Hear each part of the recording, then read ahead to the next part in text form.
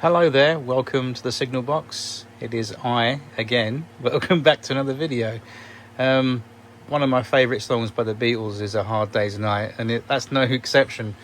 It's literally been a 12-hour possession. It's now, what is the time? You can see that, it's 23:22. So I started this morning at about 10:30 this morning. It's now 20 past, nearly 25 past 11 at night on Saturday night, and I've just finished this. This is all done. It's just waiting to be commissioned, so I'll just take you through really quickly what I've done. Okay, so all the wiring's in, as you can see.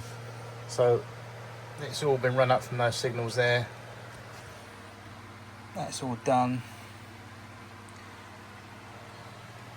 I'll give you a little flyby on the wiring side just to show you what I've been up to today, and it's reasonably tidy. It looks like a rewire for the Victoria line, doesn't it? There's absolutely a lot more wiring, definitely a lot more wiring, as you can see. I've had to. I'll explain why there is a lot of wiring. Let's come back along here, and then I'll just drop down the baseboard this side to show you where everything is. So obviously we've got, it starts down there as well, which is a signal, and it just comes up here. All the new wiring has got the cable ties on it, so and it's obviously more wiring. That's the other giveaway as well. But there it goes. It doesn't just stop there. I had to cut a hole through the baseboard, obviously a little slot, because there is so much wire for this job. It's been unreal. It really is like wiring almost like a fully working signal box. It's along those lines, and I've seen that done in real life in my railway career. But this wiring gets more and more epic as we come the other side of it. Hang on. Right, let's sit down. Okay. It gets worse and worse. So we've got two of these. They're big, long terminal blocks, two of them to be precise. There's one there and the other there. That's how much I need for it all to be connected up. So I've got when I set up the layout of a weekend, it's a plug and play system, so everything goes into here. But now I've got the signal inside, it's much more complicated. So to help me out, what I've done as well, I have made some labels up. That's what these bits of paper are. For example, out of home. And what I've done, if you look here real quickly, the labels all correspond to the wires that go in the holes, like which pair of wires or set of wires does what signal. So you can see there, out of home loop, out of home, which is, there's 6 wires, 1 2 3 4 5 6, just those 6 wires where my fingers are, just those 6 wires has to operate one junction signal. Obviously a pair of signals on a bracket, the junction signal, so there's 6 wires for that job. So I've got 3 junction signals on the setup, and then obviously single starters, but it's the reason why I've got loads of wire. Because there's 3 cables per signal where the servers are and the LEDs and everything to make it work. So I've got them all labelled up here on that side, and then just briefly show you this. They're all labelled, as you can see. I've labelled these up. So, and what happens is these 2 terminal blocks will now correspond to, let me just bring it out behind me. All the wiring's done for the control side now. It's all wired up. So all that lot in there is all did. And it was a bit of a mare to do, but it wasn't that bad. So all this cabling, and as you can see, it goes on around there as well. So these labels, like I said, each set of wires correspond with a label. So I know that the outer home up 8 signal corresponds with that terminal block I just showed you a few seconds ago. So everything on this side of the control side, the labels marry up with the exact same labels onto the wires for the other side. So I know that if I pick this cable out and put it into the terminal block, it will line up with the cables in that order and with that tag that corresponds with those set of wires. So basically it's a very basic wiring loom system. So yeah, it's all done.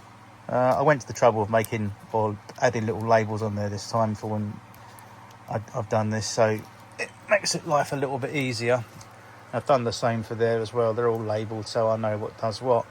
What I most likely will do, I've got a couple of spare plugs, UK plugs, knocking around my bits and pieces box. I'm going to pinch the cable grip out of that and probably just do something and have that secured inside round about there. So I'll build something, I'm like, if I can do this, I can do anything pretty much within reason. It just needs to design and fit a little cable grip system in there so that those wires don't get the danger of being pinched or strained. That's what we want to do. So that's pretty simple. The back's going to stay open anyway, and once that stays, we'll glue this to the actual control shelf so it'll fit in there. But she's all finished. The only thing I haven't done is I haven't commissioned this yet, and what I've got to do is, this is a really, really, really simple, easy peasy job, is get a red marker, and I'll go and see my wonderful daughter Grace. I'll go and ask her nicely if Daddy can borrow a nice dark green felt tip pen, or even a light coloured green felt tip pen would be better, and then just mark accordingly. When the signal's in the off position, you put a green dot there for the off, for example there, and then if it's on, you put a red dot there, so I know by indication. As well as looking at the baseboard, I can look down at the panel and say, okay, I've set that particular signal to red or danger, so I know it's in that position, it corresponds with the indication. I haven't unfortunately got fancy enough to put LEDs to illuminate red and green accordingly to the switches. I haven't got that fancy yet. I could probably do it, but it will take a lot of working out, and this is just really a massive project I've undertaken, and I've waited at least 3.5 weeks to do this, and the soldering iron came today. As you can see, there it is. It's on my pillow over there, back in the box, all nice and new. So yeah, happy about that. And obviously with the soldering iron, I needed to do a lot of work, so as soon as it came today, I was on it. So there we are. So that's the signal box control panel all wired up, all done. It's not been commissioned yet, as mentioned. I've got a few little things to do with it, but it's done, diddly done. So we'll put that over there carefully. But yeah, swinging around with a camera. So it's all done, all finished. It was quite a pig of a job. I wouldn't say it was exactly the same as doing an installation in a modern signal box, but it wasn't far off it. The principle behind it and things that had to be done. I definitely had my S&T hat on today. Still a signal and telegraph department. But yeah, so the next step is for us to get the layout up and running and you to see the signals in all their glory. It's all been fully tested, so I know they work, obviously, and I've double checked everything. Everything works nicely, so yeah, I'm pleased and happy. Well worth the toil and slog and blood, sweat and tears to do it all, but things you do for a blinking hobby, eh? I don't know. You can go extreme and you can go really, to the max as much as you can. The sad thing about it is my little model railway, unfortunately, I can't set it up permanently. And the other thing is, I think if I had my own transport, I would be looking to take this to an exhibition possibly, because it's coming up towards exhibition standard, I think so. And I think there's loads of people in real life that would like to see this in person at an exhibition. I'd love to do that, but unfortunately I haven't got my own transport. But if I did, I probably would think about it. But anyway, in the meantime, I thought I'd just share with you my it looks epic, doesn't it? My goodness me. There's even room on my power feed up here. I've got one more socket left out of that lot. It's on both sides, you can see it's all wired up like spaghetti junction, but there's one spare free terminal on that.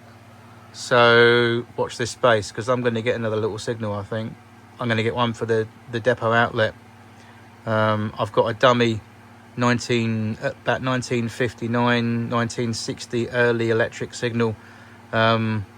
That's just a dummy signal. It used to work years ago, but doesn't now. I've just painted it silver and it just sticks there as a static thing. But we can't have static signals anymore, can we? Because it's an operational little railway. So we need to have another signal there. So I'll get a starter signal at some point, but that's not a must now. I don't need it. That's something I can do probably in the new year. I'm not desperate. The main thing is I've got everything I wanted in and done this weekend, so it's been such an effort, but I've done it, and I am gonna wind myself down for the night, because it's been a hard day's night, and it really has been a hard day's night. I have been working like a dog, but yeah, things that you do for a hobby, eh? Anyway, thank you very much, everybody, for your kind viewing and your comments and all that good stuff. Hit the like and subscribe if this is your first time here. Please do also feel free to look around here at the signal box. There's loads of interesting videos apart from model railways to look at if you're first time and you're new here. Other than that, I will say good night to you all. Thank you very much for watching, and yeah, I'll catch you soon in the next video. See you soon. Take care. Bye bye.